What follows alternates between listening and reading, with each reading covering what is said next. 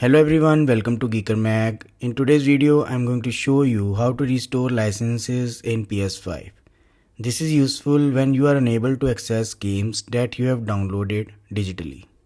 Before that, if you find this video useful, like it and subscribe to the channel.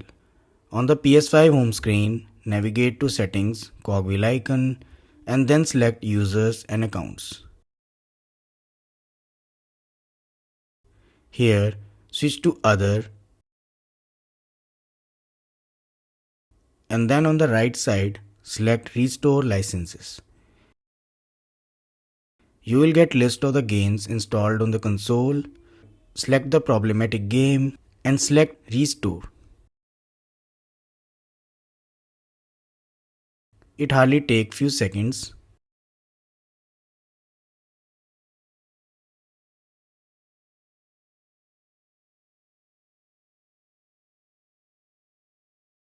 Once you see license restore screen, you are done. Now try to access the game and it should work. I hope this helps. Thanks for watching.